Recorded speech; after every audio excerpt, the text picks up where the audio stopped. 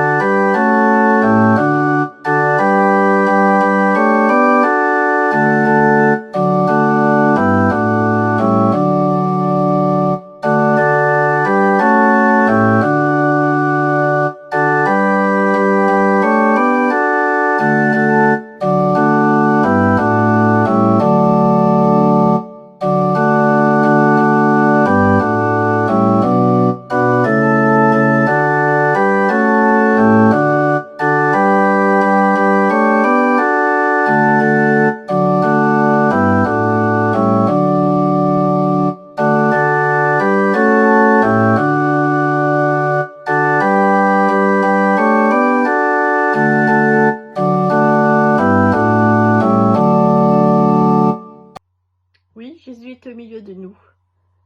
Fort de sa présence, Michel va nous conduire dans la louange. Louons le Seigneur avec le psaume 47. Vous, tous les peuples, battez des mains, poussez vers Dieu des cris de joie. Car l'Éternel, lui, le Très-Haut, est redoutable, c'est le grand roi du monde entier. Il nous soumet bien des peuplades, beaucoup de peuples nous sont assujettis. Il a choisi pour notre part un territoire qui fait la gloire de tout Jacob, son bien-aimé. Dieu est monté parmi les cris de joie, il est monté au son du corps, lui l'Éternel. Chantez à Dieu, chantez. Chantez pour notre roi, oui, chantez-le, car Dieu est roi du monde entier. Chantez pour lui un beau cantique. C'est Dieu qui règne sur tous les peuples. Sur son saint trône, il siège. Les chefs des peuples se réunissent. Ils sont ton peuple, Dieu d'Abraham. Ils sont à Dieu, tous les puissants de cette terre, car il est élevé au plus haut point. Amen. Poursuivons cette louange en chantant le cantique 47A, frappez dans vos mains. Frappez dans vos mains, vous, tous les humains, à cris renouvelés, peuples assemblés, exultez de joie, car voici le roi. Redoutable et doux Dieu veille sur nous, son bras souverain, sa puissante main, étend à jamais son règne de paix. Si Dieu a choisi Israël pour fils, s'il a secouru, s'il a maintenu, c'est pour proclamer par son bien-aimé.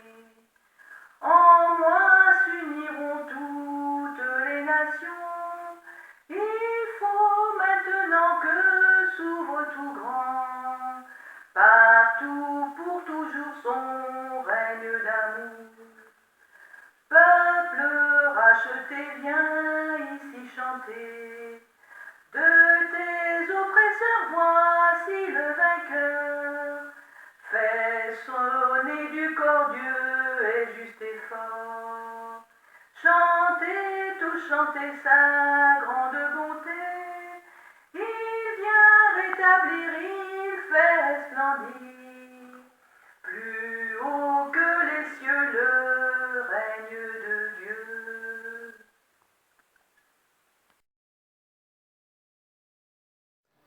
Pardonnés et libérés, écoutons ce que Dieu veut pour nous et nous donne la force de faire. C'est vous qui êtes le sel de la terre. Mais si le sel perd son goût, comment pourrait-on le rendre à nouveau salé? Il ne sert plus à rien. On ne peut que le jeter dehors, et les gens marchent dessus. C'est vous qui êtes la lumière du monde. Une ville construite sur une colline ne peut pas être cachée. On n'allume pas une lampe pour la mettre sous un seau. Au contraire, on la place sur son support, d'où elle éclaire tous ceux qui sont dans la maison. C'est ainsi que votre lumière doit briller devant les hommes, afin qu'ils voient le bien que vous faites et qu'ils louent votre Père qui est dans les cieux. Et je vous invite à chanter la 3e strophe du cantique 45-14, Jésus est au milieu de nous.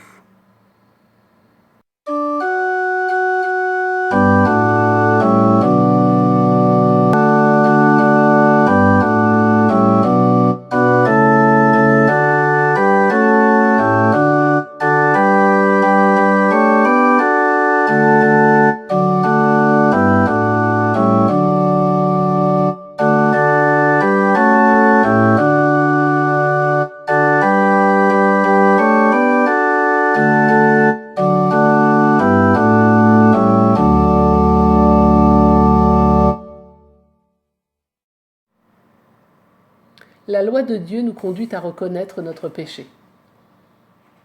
Père, nous voulons te dire notre désarroi devant la souffrance du monde et reconnaître notre responsabilité. Car notre manière de vivre ne transforme pas ce monde. Pardonne-nous d'agir comme des égoïstes et de ne pas aimer notre prochain. Pardonne-nous de t'aimer si mal, d'attendre toujours tes services au lieu d'être à ton service. Pardonne-nous d'oublier que notre vrai bonheur est de t'aimer et de te servir. Accorde-nous ton pardon, qu'il soit notre paix, notre joie et notre force. Nous te le demandons au nom de Jésus-Christ. Amen. Déclaration du pardon. Le Seigneur Dieu est tendresse et pitié, patient et d'une immense bonté. Il ne fait pas constamment de reproches, il ne garde pas éternellement rancune. Il ne nous a pas punis comme nous l'aurions mérité, il ne nous a pas fait payer le prix de nos fautes. Sa bonté pour ses fidèles monte aussi haut que le ciel au-dessus de la terre. La bonté du Seigneur durera toujours. Et voici une parole certaine que nous pouvons accueillir. Jésus-Christ est venu dans le monde pour sauver les pécheurs. Que Dieu nous mette au cœur l'assurance de son pardon et qu'il nous donne de marcher vers son royaume. Nous accueillons le pardon de Dieu en chantant la première strophe du cantique 1207, « Tournez les yeux vers le Seigneur ».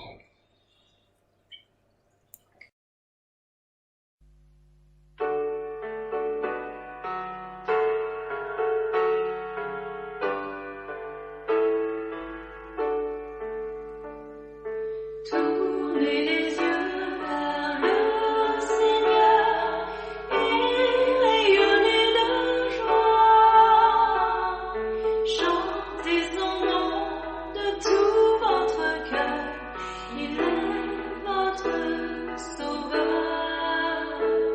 C'est lui votre Seigneur. J'ai cherché le Seigneur et il m'a écouté. Il m'a guéri de mes peurs et sans fin je le louerai. Voici le moment central de notre culte. Voici la prédication avec la lecture des textes bibliques. Avant la lecture de ces textes bibliques, prions. Que les textes de la Bible que nous allons lire donnent sens à notre vie. Nous sommes à ton écoute, que ton Saint-Esprit nous vienne en aide. Amen.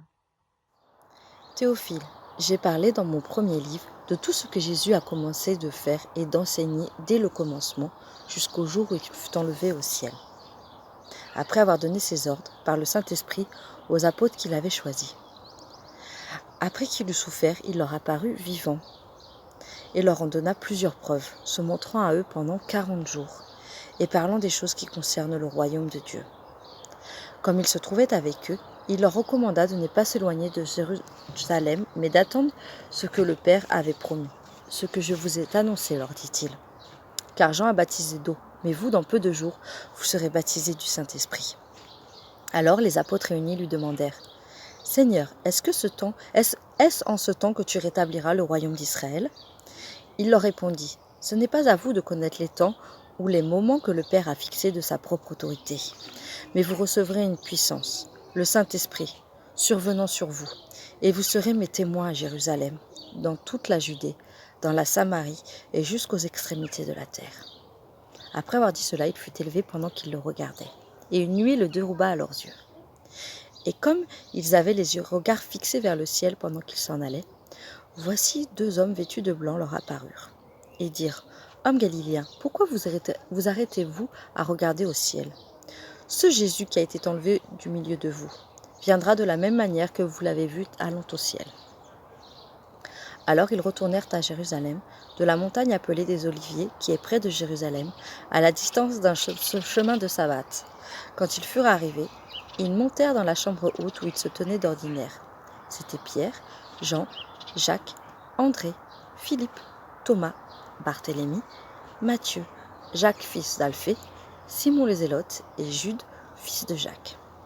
Tous d'un commun accord persévéraient dans la prière avec les femmes et Marie, mère de Jésus, et avec les frères de Jésus.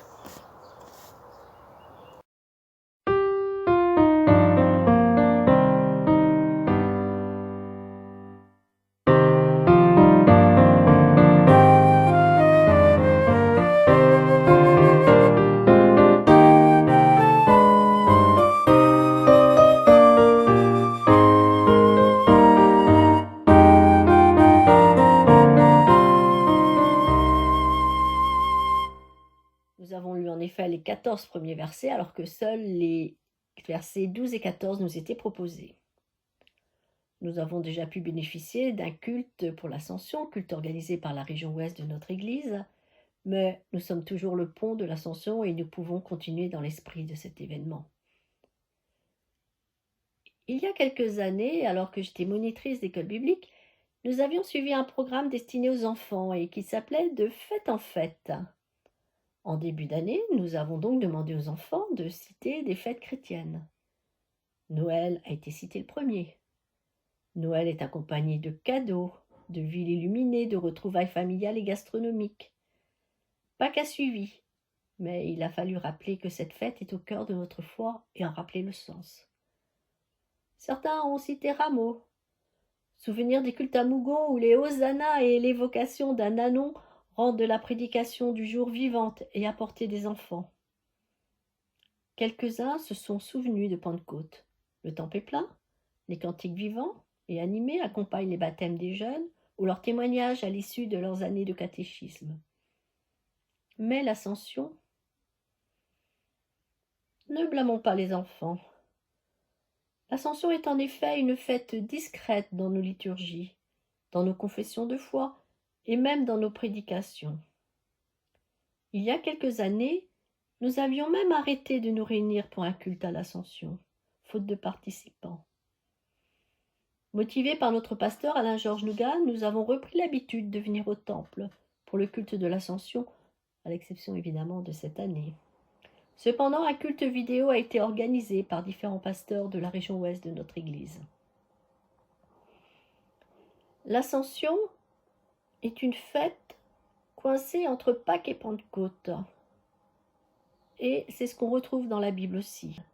Donc dans l'Évangile de Luc, l'Ascension prolonge la résurrection et les apparitions aux disciples. On est d'ailleurs dans le même chapitre que Pâques. Par contre, dans les livres des Actes des Apôtres, l'Ascension ouvre un chemin vers Pentecôte.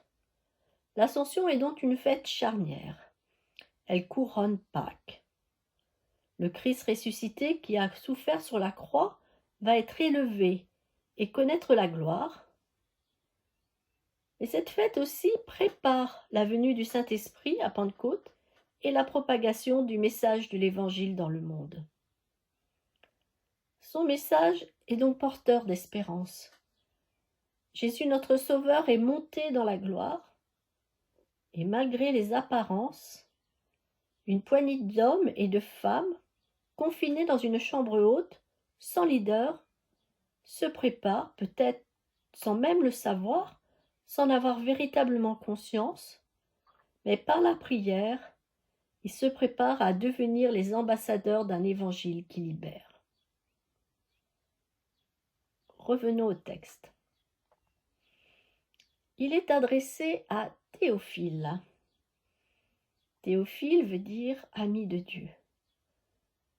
Il est donc adressé à nous tous, les amis de Dieu. Jésus a souffert sur la croix, il est mort, il s'est présenté à ceux qu'il a choisis.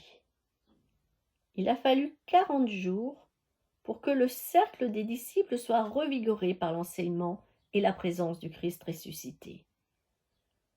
Le groupe, après le coup de tonnerre de la croix et de la résurrection, s'est ressoudé, s'est reconstitué. Puis Jésus va monter au ciel. Cependant, il les a habitués à ce départ. Il leur a promis le Saint-Esprit. Il les bénit une dernière fois, et après la montée de Jésus au ciel, les disciples ne sont pas désemparés. L'évangile de Luc nous rapporte même qu'ils sont remplis de joie. S'ensuit un temps, 10 jours, où ils retournent du mont des Oliviers à Jérusalem.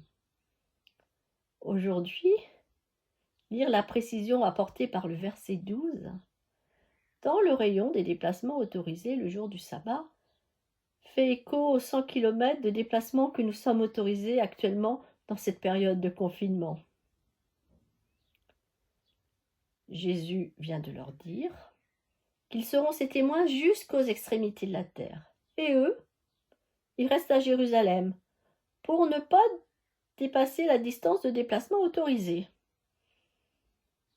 C'est juste parce que ce n'est pas encore le moment du Saint-Esprit. Il faudra attendre Pentecôte. Et cette période, à quoi la mettent-ils à profit? À prier, hommes et femmes dans la chambre haute. Ils ont prié, mais ils ont dû également partager leur interrogation. Comment continuer à être disciples dans ce nouveau contexte? Jusqu'ici, ils avaient parcouru les chemins de Judée et de Galilée. Parfois, leur route les a menés en Phénicie, en Samarie ou en Décapole, mais jamais jusqu'au bout du monde. Et maintenant, alors que leur maître n'est plus là,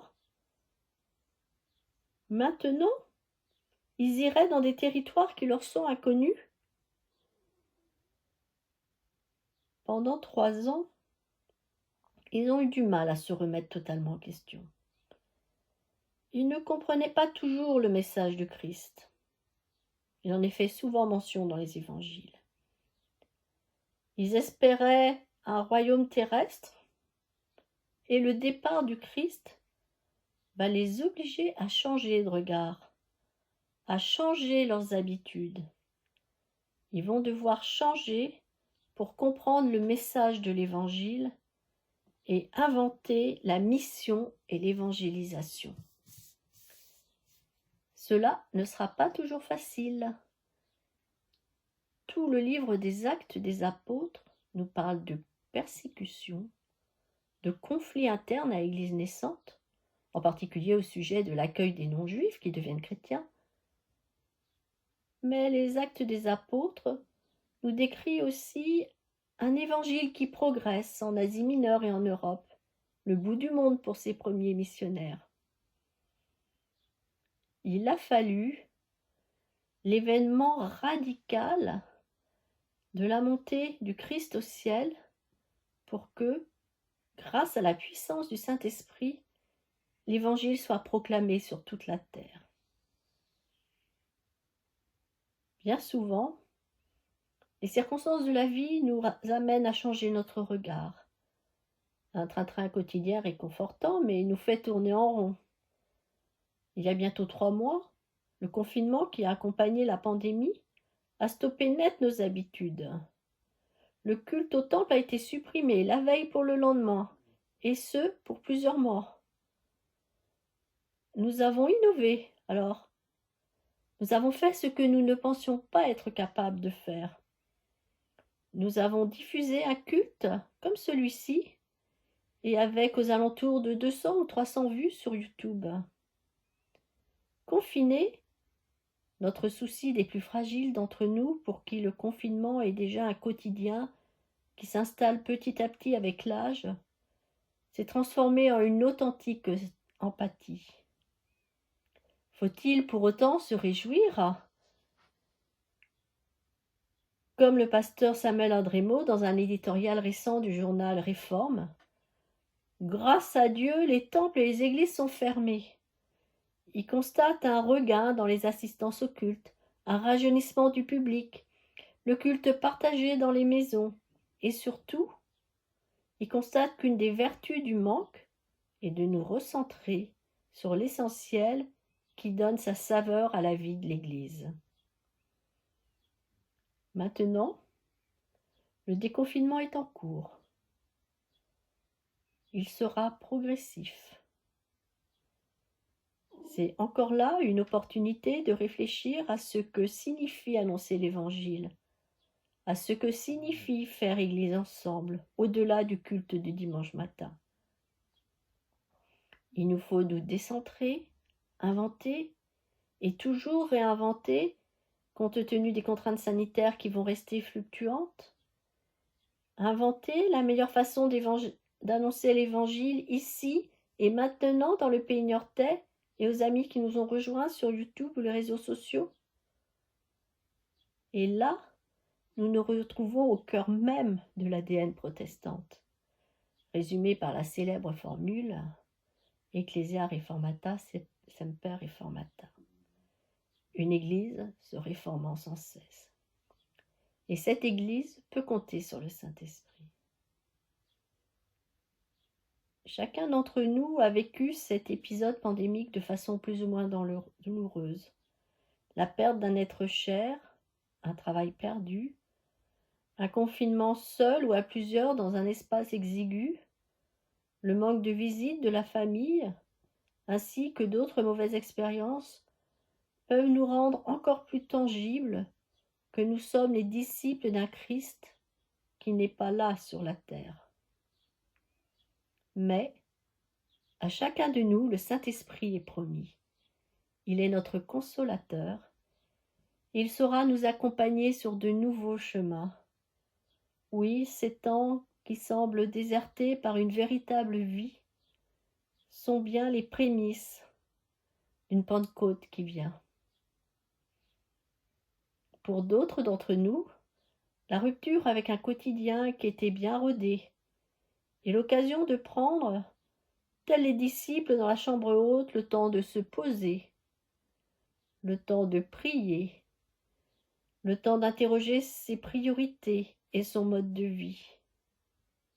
Ayons confiance, le Saint-Esprit sera là également pour guider chacun de nous dans ses nouveaux choix. De même,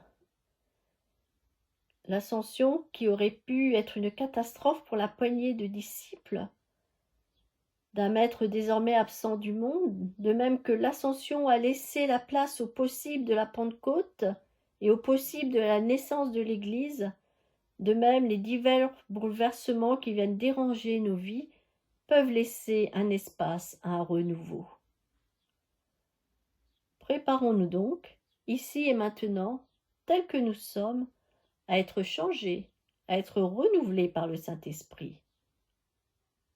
Pentecôte vient.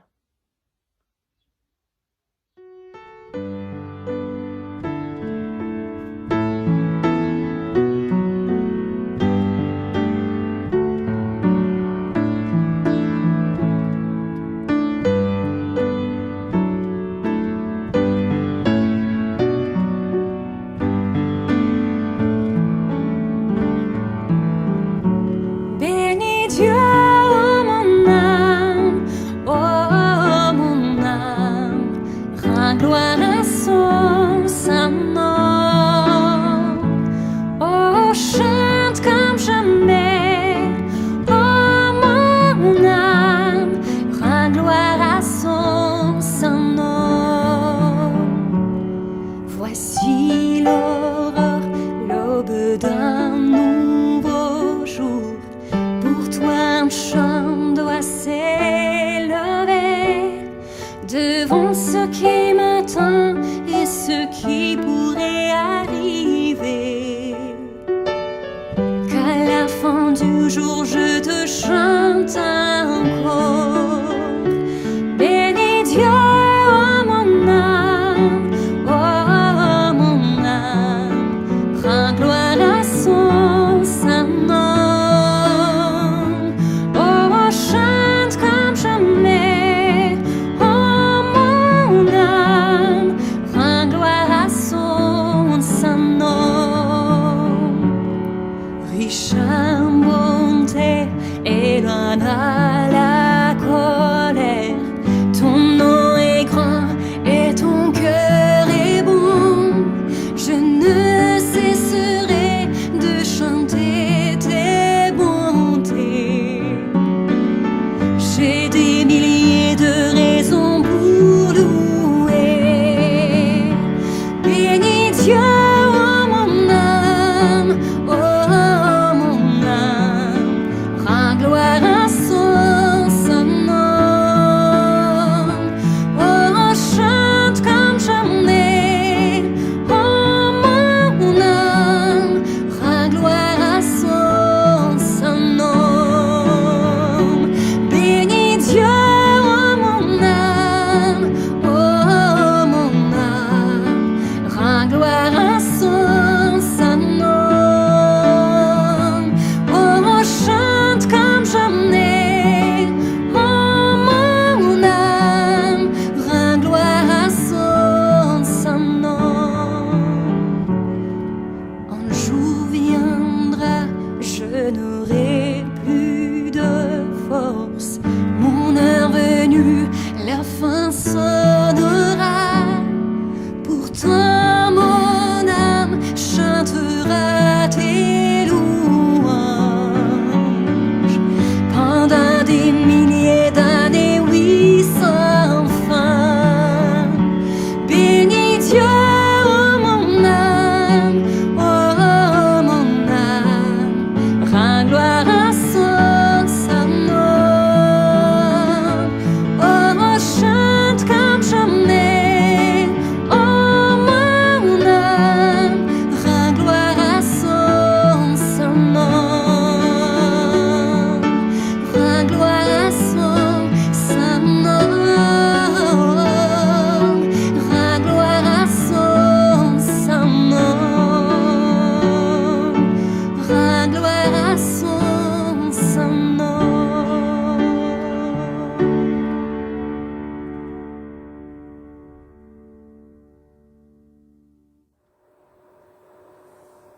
Confession de foi. Éclairés et rassemblés par la parole de Dieu, nous affirmons notre foi.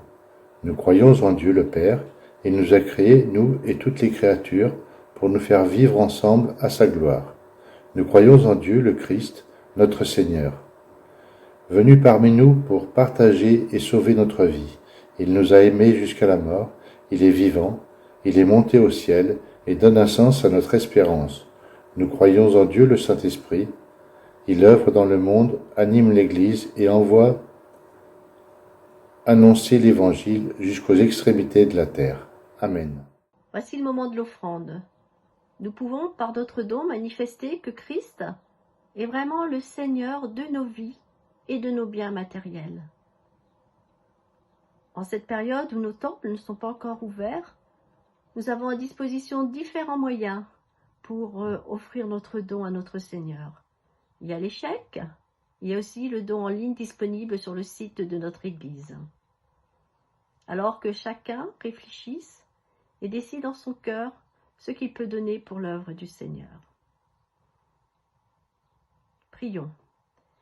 Seigneur, merci parce que ton Église est riche du temps donné par chacun. Ton Église aussi est au bénéfice de l'argent qui est donné. Merci parce que cet argent permet de payer nos pasteurs, permet aussi de subvenir aux charges matérielles de notre Église. Merci pour ce que chacun d'entre nous a résolu de donner en son cœur. Amen. Vous n'avez pas été sans remarquer que ce n'est pas votre pasteur Alain-Georges Nougat qui a assuré le culte ce matin. Il a déjà assuré un culte cette semaine avec ses collègues lors du culte de l'Ascension édité sur nos réseaux par l'Église protestante unie, la région Ouest. Je remercie Michel, Léopold, Claire, Olivier et Christian pour leur participation au culte de ce matin. Sans eux, le culte aurait été totalement différent. Je remercie Marie-France, sans qui le culte n'aurait pu avoir lieu. En effet, ses compétences techniques sont une vraie source de bénédiction en ce moment. Si vous avez suivi les actualités, vous avez vu qu'il est question d'ouverture des temples. La commission qui s'occupe d'habitude de tout ce qui est accueil au temple va se réunir cette semaine afin de voir dans quelles conditions nous pourrons reprendre. Nous devons être vigilants à respecter les préconisations sanitaires. Nous verrons ce que nous pouvons faire et nous reviendrons vers vous. Maintenant, voici le moment de la prière et c'est Christian qui nous conduira dans ce moment de prière. Prière d'intercession. Fais de nous une communauté plus fraternelle qui sache mieux partager et mieux accueillir. Aide-nous à porter celles et ceux qui souffrent, les malades, les endeuillés et les révoltés. Celles et ceux qui te cherchent, celles et ceux qui ont des responsabilités, et tente de construire un monde plus juste. Accorde-nous d'être les témoins de ta fidélité et de ton amour. Nous te prions aussi pour l'Église universelle. Donne-lui sagesse et humilité lorsque sa place est reconnue. Force et courage dans la persécution, réveille-la quand elle dort. Que le monde entier reconnaisse Jésus-Christ comme Sauveur. Comme Jésus l'enseigne à ses disciples, nous te disons, Notre Père qui est aux cieux, que ton nom soit sanctifié, que ton règne vienne, que ta volonté soit faite sur la terre comme au ciel. Donne-nous aujourd'hui notre pain de ce jour. Pardonne-nous nos offenses, comme nous pardonnons aussi à ceux qui nous ont offensés. Ne nous laisse pas entrer en tentation, mais délivre-nous du mal, car c'est à toi qu'appartient le règne, la puissance et la gloire, et pour des siècles des siècles. Amen. Ce culte se termine. Béni soit Dieu. Il nous a donné sa parole pour que nous l'entendions. Il nous a promis son royaume pour que nous l'espérions. Jésus n'est plus sur cette terre, mais le Saint-Esprit, le Consolateur, est avec nous. Vivons comme une grâce les différents temps de notre vie. Dieu nous accompagne sur la route vers Pentecôte. Et voici maintenant la bénédiction. Le Seigneur vous bénit et vous garde. Le Seigneur fait resplendir sur vous sa lumière et vous accorde sa grâce. Le Seigneur tourne sa face vers vous et vous donne sa paix. N'oublions pas, nous sommes dans le projet de Dieu d'une vie renouvelée. Bon dimanche à tous et chantons maintenant le cantique 62-81, que la grâce de Dieu soit sur toi.